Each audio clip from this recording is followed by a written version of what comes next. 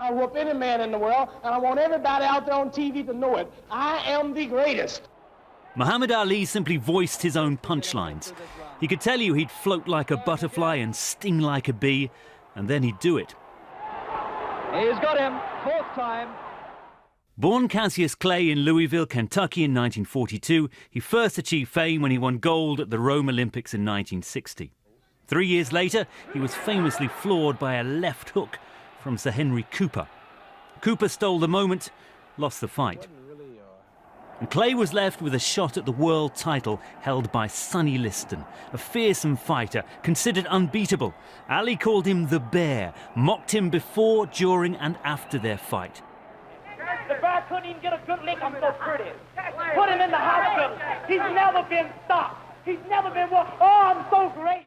The next day he announced his conversion to Islam, swearing allegiance to Elijah Muhammad.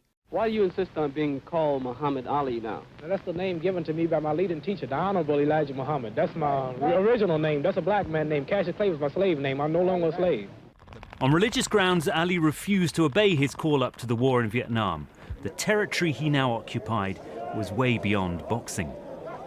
A man who can pay in 2 fights for 3 bomber planes, why would you take and seek out and be anxious to call me out of 30 men who you could have called? Mr. Clay, Muhammad Ali, sir. He was stripped of his title and sentenced to 5 years in jail. This was quashed on appeal, but Ali was refused a license to box. He spent over 3 years out of the ring.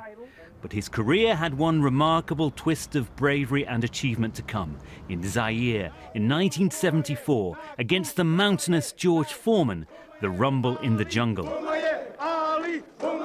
If you think I whoop Sonny Liston, you wait till I get George Foreman. He talks too much, he's ugly, he's pretending I'm the true champion, and they make me the underdog. I'm gonna show them all they're wrong, because I'm the champion. I'm the real champion. There'll never be one like me. And all of you people in Britain who rank me as the greatest, I'm gonna prove I'm the greatest. I'm gonna prove to you I'm the greatest. We're gonna prove to the world I'm the greatest. This is my last fight. I don't want none of you to miss it. So please come to the theaters. I'm going to eat some raw meat, and I'm going to train. I'm going to get ready and chop some more trees. Well, Ali won after deliberately absorbing punches and exhausting his opponent.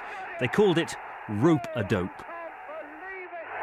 Oh my God, he's won the title back at 32. He just beat himself out. He was so tired, he was swinging and just fall on the ropes. I said, man, this is the wrong place to get tired. Ali predicted Zaire would be his last fight. It wasn't. He fought on for 7 more years. The onset of Parkinson's syndrome was only too obvious when, with great dignity and bravery, he lit the Olympic flame in 1996. When it came to a vote for Sports Personality of the Century, there was no contest. Ali polled more than the rest of the contenders put together. And even while his body was failing him, the famous wit still sparkled. I had a good time boxing. I enjoyed it, and I may come back. Go to any country, any city, any village in the world. People know about Muhammad Ali. To put it simply, to use his words, he was the greatest. I am the king of the world. Hold it, hold it, hold it. I'm pretty. Hold it, you're not that pretty. I'm a bad man. Wait. I shook up the world. I shook up the world. I shook up the world.